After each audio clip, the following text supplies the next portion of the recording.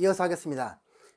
자, 우리 이제 경매 절차 정도 앞에서부터 쭉 한번 공부를 했었고, 조금 약간의 그 엑스트라 팁일 수도 있는데, 우리가 이제 중급반 수준이니까, 경매에 대해서 절차 외에 어떤 부분들이 또 있나 살짝 한번 짚어보고, 그 다음 내용으로 한번 넘어가 볼게요. 자, 우리가 경매 물건들 이렇게 보다 보면, 이거 내가 입찰하려고 했는데, 갑자기 사라졌어요. 응? 우리 변경이 됐네요. 또 취하가 됐네요. 이런 질문들을 하는 경우들이 종종 생겨요. 그래서 제가 아까 우리 중급반 그 교재가 우리 마치 그 백과사전처럼 여러분들이 궁금할 때 한번 찾아볼 수 있게끔 제작이 되어 있는데, 우리가 알고 있는 많은 내용들 보면 보통 취하 또는 변경 이렇게 떠요. 보통. 그렇죠? 진행이 안 된다는 거지. 그렇죠? 그러면 우리 상식적으로 한번 접근을 해보죠. 상식적으로. 취하라고 하는 거. 경매에 넣는 거는 우리 채권자가 넣는 건데, 돈을 갚아야 될 사람은 채무자잖아요. 채무자. 근데 채권자가 2억을 받아야 될 돈이 있대. 근데 채무자가 2억 원을 줘야 되는데 자기들끼리 협의를 했네. 그래서 야, 채권자 너 2억 줄 거 그거 왜 아직도 나를 못 믿겠어. 내가 준다니까 요때까지 내가 반 갚고 그거 지나면 내가 나머지 반을 갚을게. 요거 조금만 더 기다려줘. 한 거를 채권자가 만약에 그래? 그래. 이번 한 번만 더 믿어볼게. 그래서 경매 이번에 진행되지 않도록 내가 취하해 줄게 라고 한다면 취하되는 거야. 왜? 돈 받을 사람이 법원에 얘기를 하니까. 그럴 때 취하라고 쓰는 거야. 즉 신청 채권자 누구? 은행이 임의 경매를 했다면 은행이 법원에다가 판사님 스탠바이 하던 거 잠깐만 멈춰주세요. 이번에 안 할게요. 취하 신청할게요. 이렇게 하는 거죠. 그렇죠? 또 변경이래. 그래? 채권자가 요구를 했어. 그래? 알았어. 알았는데 내가 여기 보면 연기가 있고 변경이 있는데 보통 변경 연기될 때 채권 채무 관계 때문에 많이 나오긴 하는데, 알았어. 내가 근데 취하는 못 해주고 그냥 날짜만 조금 딜레이 할게. 딜레이 할 테니까 그때까지 그럼 네가 준비를 해봐. 이런 거가 있을 수 있겠죠. 그러니까 아예 취하라고 해서 그 자체가 없어지는 게 있고, 하나는 딜레이 되는 게 있고. 그런데 지금 제가 용어를 섞어 썼는데 사실 조금 더 안으로 들어가게 되면 취하, 취소, 변경, 연기라고 하는 주체들이 달라요. 자, 법원이 직권으로 하는 경우들이 있어요. 법원이 직권으로 할 때 우리는 취소 또는 변경이라고 그래. 그러면 우리 경매라고 하는 거는 민사집행법에 의해서 진행이 되는 거라 절차상에 하자가 있으면 안 되고 권리상의 하자가 있어도 안 되거든요. 그걸 다 법원에서 신권 매각 나오기 전까지 다 세팅을 해놓고 나오는 건데, 아주 중대한 어떤 결함이 있다든지 물건 자체에 권리상에서 바뀐 게 있다든지 이러면 법원이 직권으로 취소하거나 변경을 하는 경우들이 있어요. 디테일한 내용들을 써놓은 거고, 그런데도 불구하고 일반 경매 사이트에서는 취하나 취소 또는 변경과 변기 이거를 묶어서 그냥 빨간 글씨로 취하, 여기에 취하라고 쓰고 취하, 그렇죠? 여기는 변경, 이런 식으로 우리 경매 정보지에는 많이 쓰더라. 그렇죠?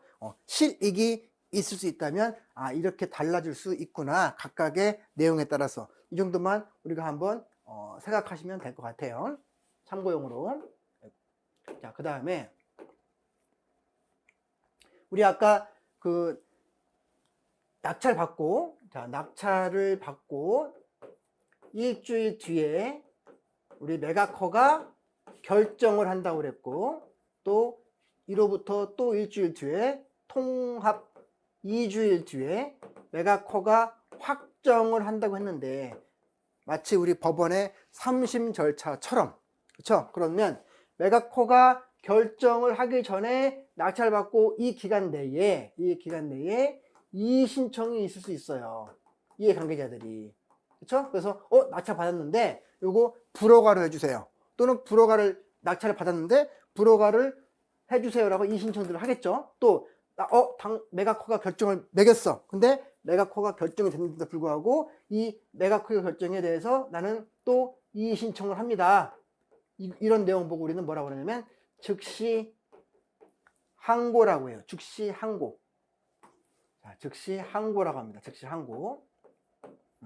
자, 일주일 매각호가 결정내기 전에 이의신청, 그 다음에 매각호가 확정하기 전에 즉시 항고, 이런 어떤 구제 절차들이 있어요. 경매 절차상에서. 그러니까 우리가 이런 틀을 알고 내가 낙찰 받았는데 이거 불허가 해주는 게 나을 것 같아. 내가 받긴 받았는데 원래 없었던 내용이 떴네. 이거 보면 이거 판사님 이거 저한테 잠금대라고 하면 안 될 것 같아요. 낙찰 받은 거 이거 불허가 해주세요. 라고 신청을 하거나 또는 결정까지 받았는데도 불구하고 항고를 하거나 그렇죠? 이런 단계가 가게 되면 결국 그 매도 자체가 늦어지는 거죠. 경매 매각 자체가 절차가 늦어지는 거고 그렇죠? 그러면 채권 채무가 빨리빨리 해결이 안 되는 거죠. 딜레이 되니까. 그래서 즉시 항고라고 할 때는 돈을 묻고 하라고 얘기가 나와. 돈을 묻고 하라고.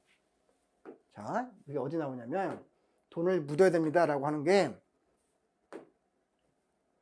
여기 나오죠. 그래서 딜레이 되지 않게끔 하기 위해서 매각 대금의 10%를 납부를 하래요. 즉시 항고를 할 때는. 그렇죠? 근데 소유자나 채무자들 같은 경우에는 어떻게든 이거 딜레이 시키고 싶겠죠. 그러니까 니네들이 매각 대금, 예를 들어서 매각이 5억이야. 그럼 5천만 원을 내라는 거예요. 그렇죠? 캐시로. 무겁잖아. 돈이 그만큼 준비를 돼야 되잖아요. 근데 니네 이거 매각 허가 결정, 불허가 결정 여기에 대해서 지금 즉시 항고를 했는데 여기에 대해서 매각 허가에 대해서 불허가를 받을 수 있도록 즉시 항고를 했는데 니네가 우리한테 주장하는 게 틀렸다면 5천만 원 몰수가 되는 거야. 몰수. 그렇죠? 그러니까 함부로 못 하겠죠. 그 전체적인 경매 절차를 지연시키지 않도록 그렇게 되는 부분들이 있고 이것도 소유자 채무자는 그 돈을 다 몰수하지만 소유자 채무자가 아닌 사람들은 일단 10%를 내긴 내되 나중에 돌려는 받아요. 대신 지연된 그 이자에 대한 것들은 빼고 돈을 돌려받아요. 이런 부분들은 좀 디테일한 부분들이긴 한데 이런 부분들까지 알게 되면 좋겠다라는 부분들을 조금 말씀을 드린 거고 판례들은 좀 읽어보시고 그 다음에 이건 또 중요한 건데 우리가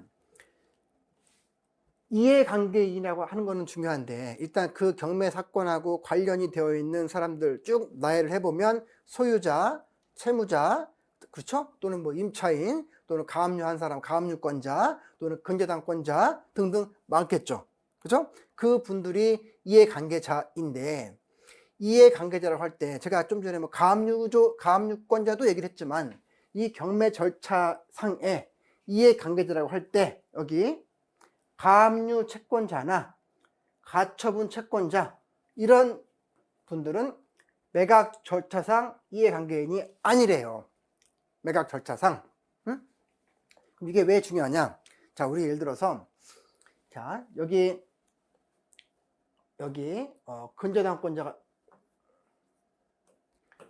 근저당권자가 있어요. 경매 등기부에. 그렇죠? 여기 또 가압류가 있어요. 또 근저당권자가 있습니다. 자, 그런데 이 물건에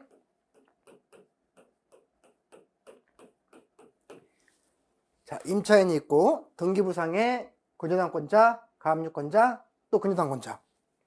이분들이 지금 내부에 있는 이 부동산과 관련이 있는 사람들인데 이런 사람들은 이 경매가 왜 발생을 했고 어떤 권리들이 있는지를 알 수 있는 사람들이라는 거예요. 자, 이 중에서 가압류권자는 근데 매각 절차상의 이해관계인은 아니래요. 매각 절차상의 가압류권자나 가처분권자는 이해관계인은 아닌데 이 경매가 발생한 이후로부터 내부적으로 보관하고 있는 이 경매 사건의 기록을 볼 수 있는 열람 등사를 할 수 있는 이해관계인의 범주에는 들어간다는 얘기야. 즉 우리가 경매 물건 나왔을 때 투자자 입장에서 들어갈 때 볼 수 있는 서류는 딱 3개밖에 없단 말이에요. 무슨 서류? 너무 오랜만에 하죠.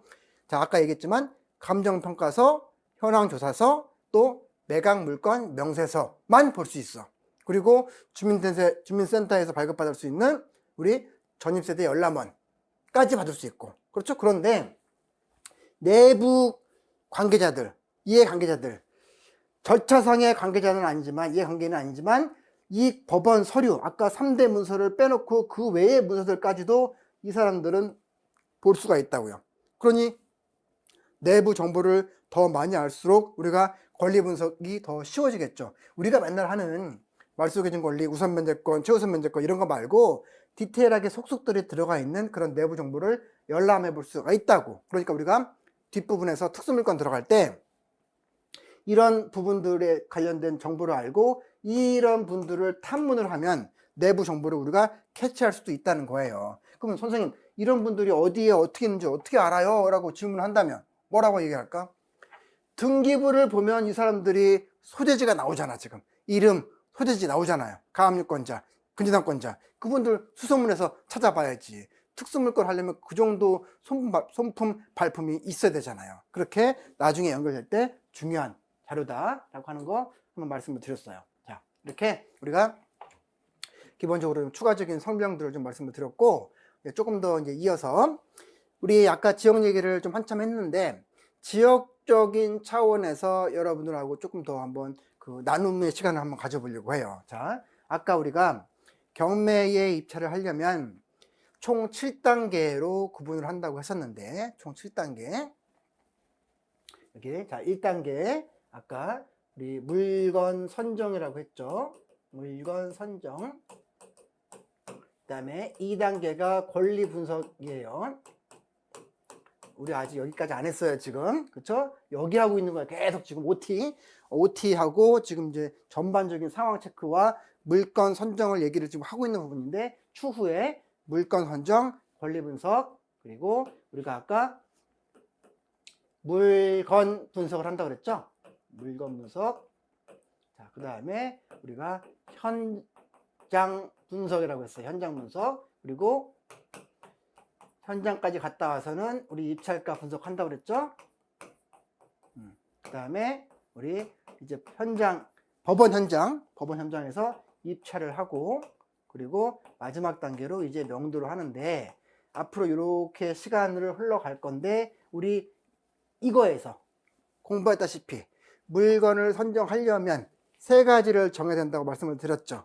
우리 온라인으로 들으신 분들 바로 뭐 어제 엊그제 우리 기초반 기본반 들으셨다면 지금 안 까먹었을 텐데, 물건을 선정을 하려면 지역을 선정해야 되고, 그렇죠? 그다음에 용도, 아파트에서 토지에 이르기까지 용도, 그리고 우리의 자금까지 나와야 되는데, 자금은 우리가 뭐 통장을 열어보든 또는 우리가 지금 돈이 어디가 포트폴리오 상으로 들어간다가 있을 거잖아요. 뭐 주택이 3개인 사람은 하나 팔 수도 있는 거고, 둘 팔 수도 있는 거고, 주식을 뭐 뺄 수도 있는 거고, 또는 뭐 코인도 있는 거고, 또는 뭐 적금이 뭐 이제 만기가 돼서 들어올 수 있는 거고, 보험료도 있는 거고, 이게 다 지금 가용할 수 있는 자금이 얼마인지를 알아야 된다고. 그렇죠? 그래서 자금을 봐야 될 거고, 자금. 그 다음에 용도도 정해야 될 거고, 그리고 지역을 또 정해야 될 건데, 첫 번째 관문이 지역이라고, 지역. 그렇죠? 그래서 우리가 이 지역을 어디로 할지 우리가 공부를 체계적으로 해보자고 얘기들을 많이 드렸잖아요. 그 얘기를 지금 이번 시간에 여러분들하고 같이 한번 나눠서 얘기를 해보려고 합니다. 지역 관련돼서. 자, 보시면, 자, 지금 제 영어 이름이 브라이언이라고 그랬죠? 그래서 이 브라이언의 플랜, 여기서 총 7단계를 정해놨죠? 여기 1단계 물건 선정, 권리, 물건 분석, 현장 분석, 입찰가 분석, 입찰, 그리고 명도인데, 사실 이 경매라는 툴을 배우기 위해서 7단계지만 그 전에 우리는 이미 목표 설정부터 해야죠, 당연히. 개개인마다 니즈가 다르잖아요.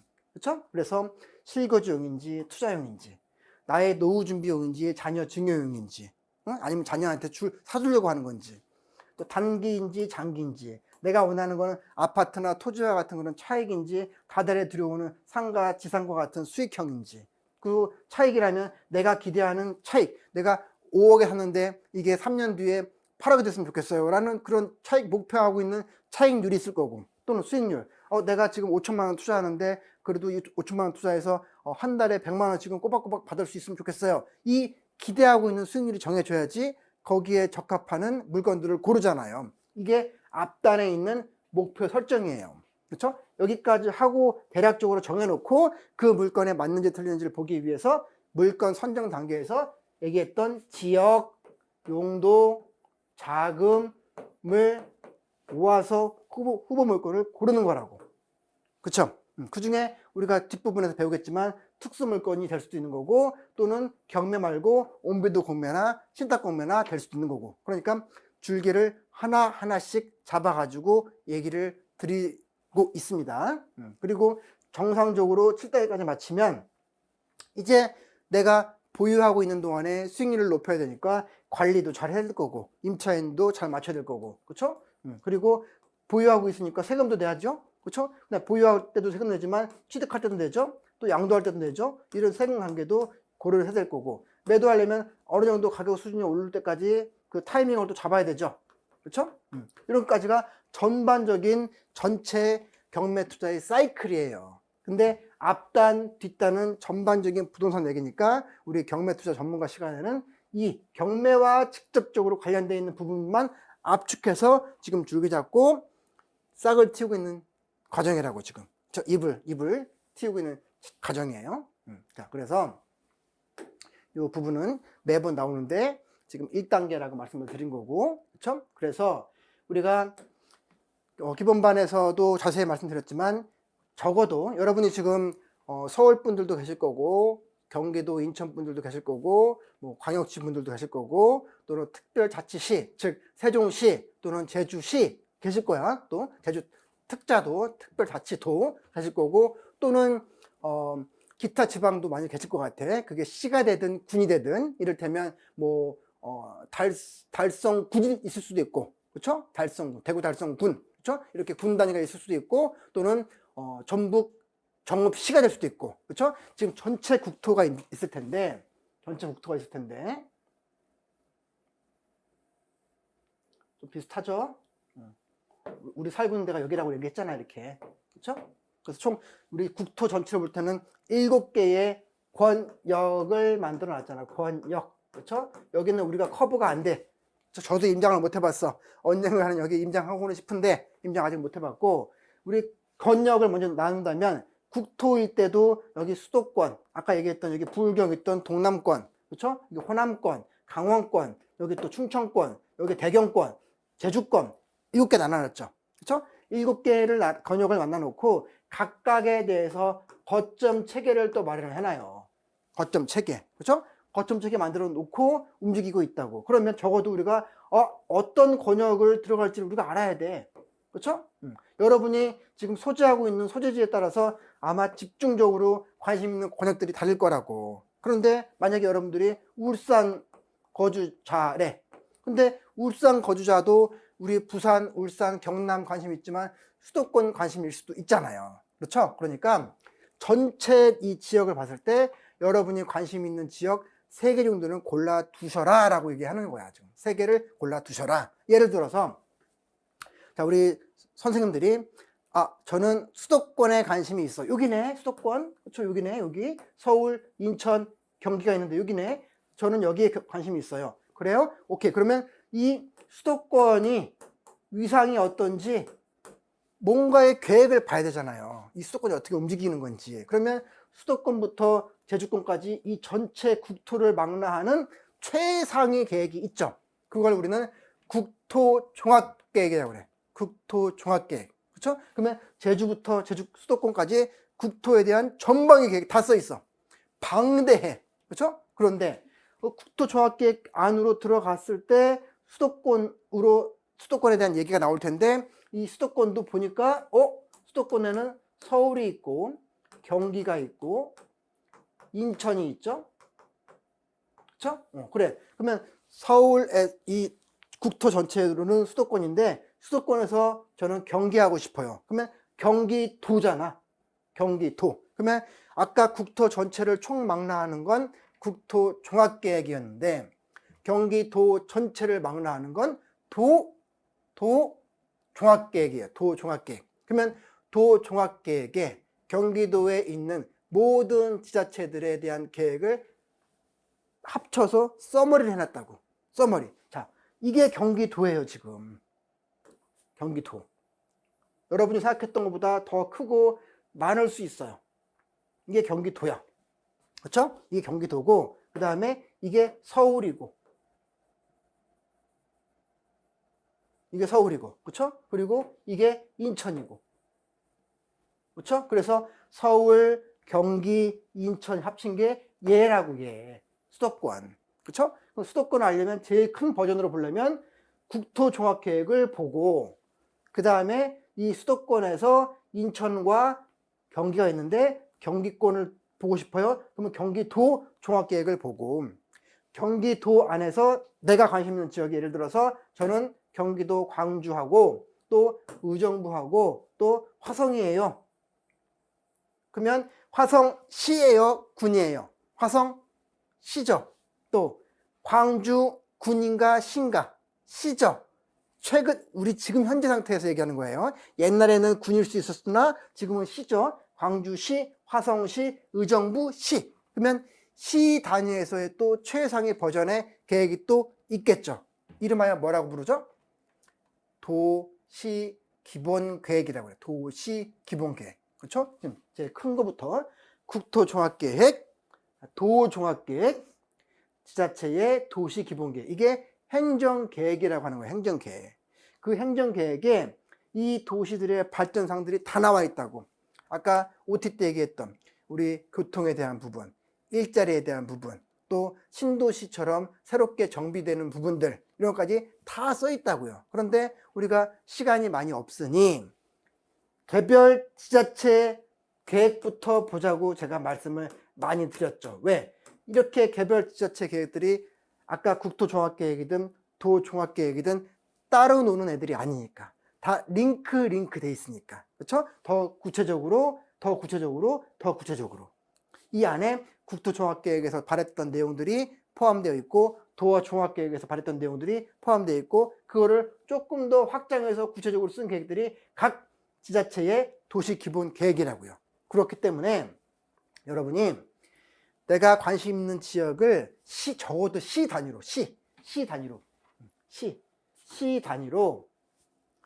적어도 시 단위로 3개 정도씩 찜해두고 아까는 화성, 광주, 의정부였지만 이번에는 만약에 이게 성남 색깔 다른 거 할까요?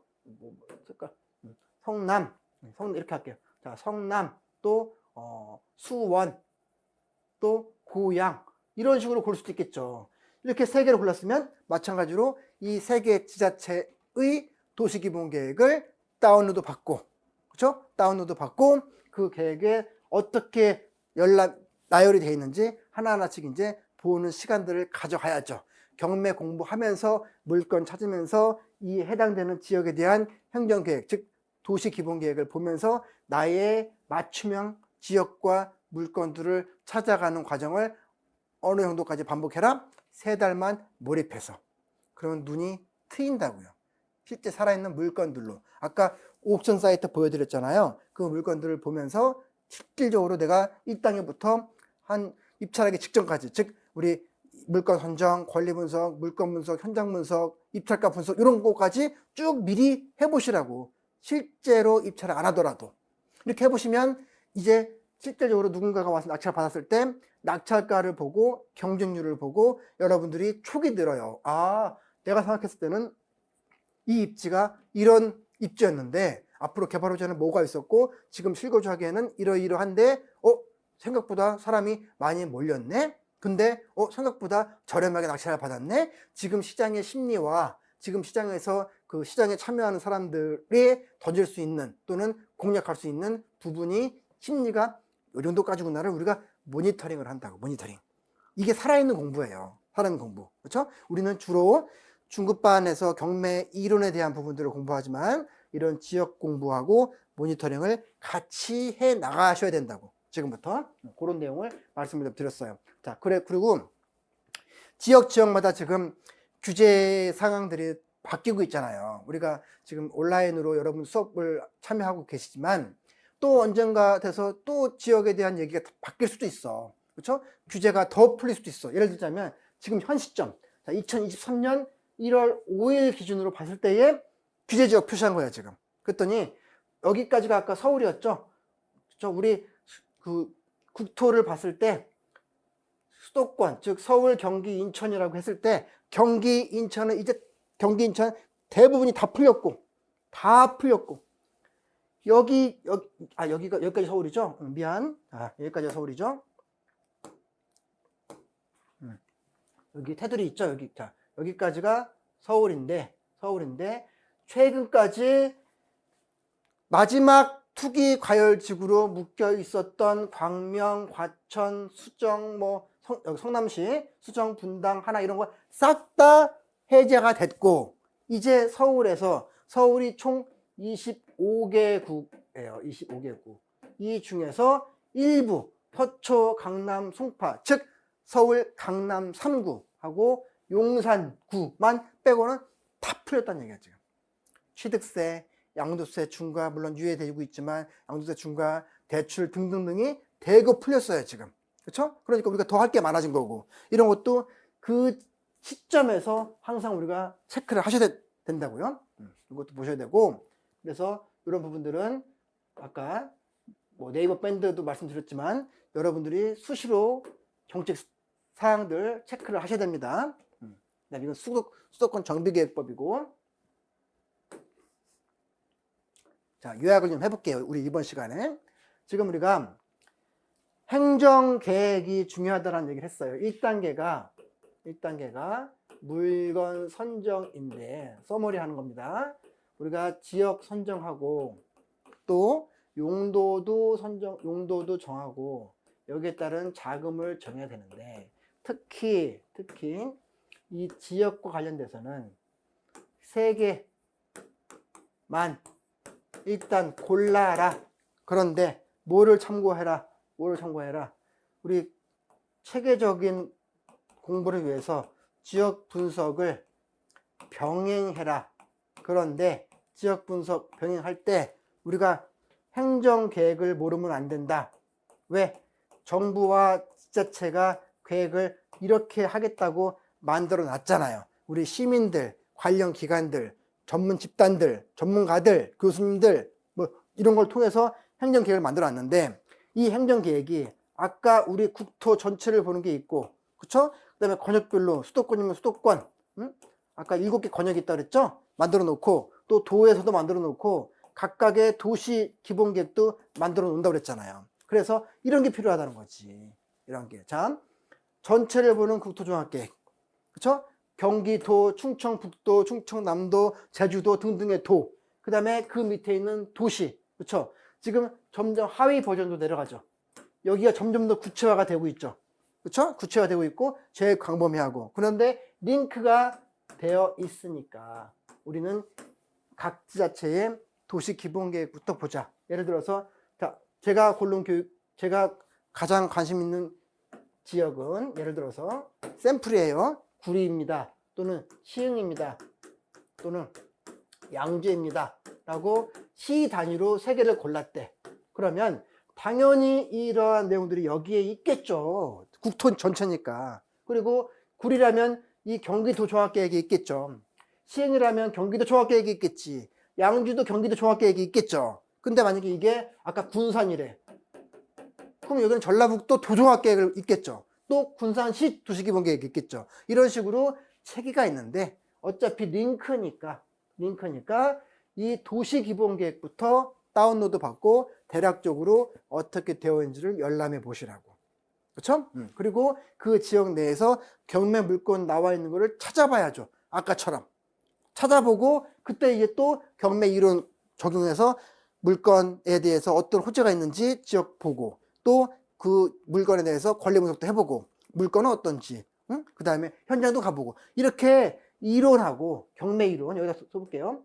자, 경매 이론하고, 그죠? 그 다음에 지역 분석에 대한 내용하고, 그 다음에 실질적으로 그 해당되는 물건지 임장, 이렇게 3박자를 맞춰보시라는 얘기를 하는 거야 지금. 저랑 같이 이 수업을 예를 들어서 온라인으로면 빠른 분들은 한 달 안에 다 들을 수 있을 것 같은데, 꾸준히 들으면서 계속 1, 2, 3을 병행을 하시라고요. 병행.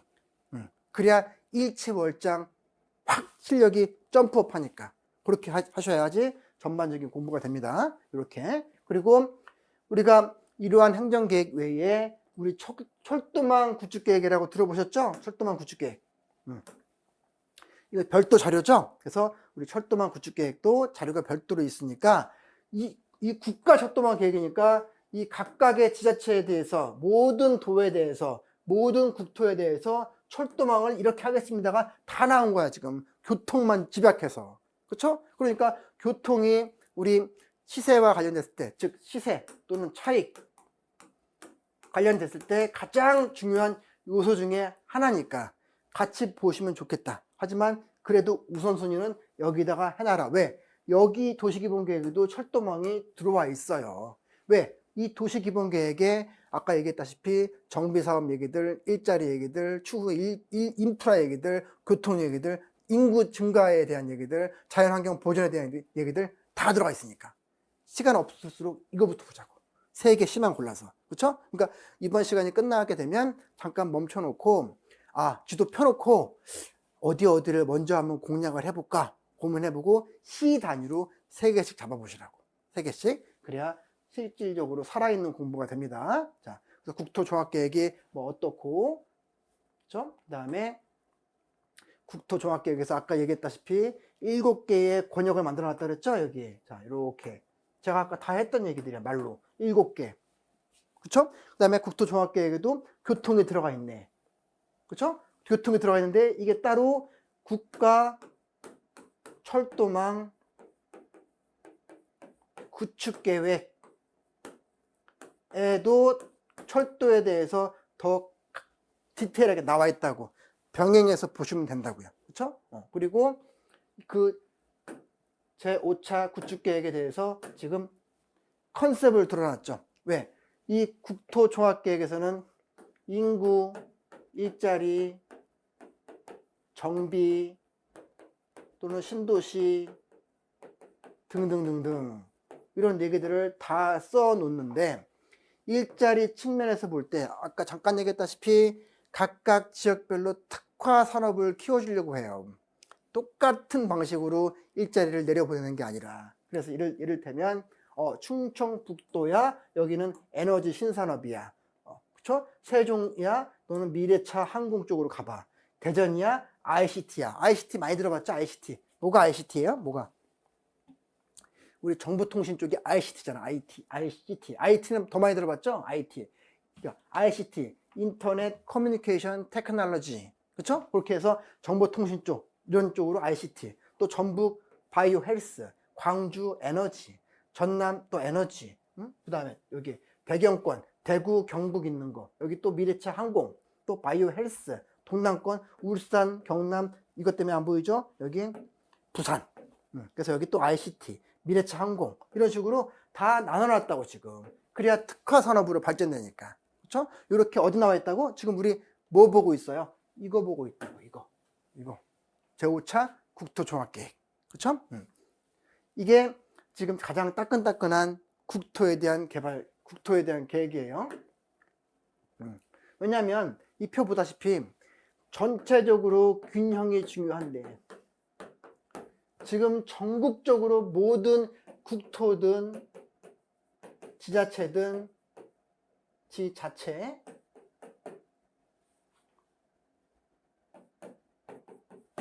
불균형이거든. 불균형. 인구가 줄고 있대요.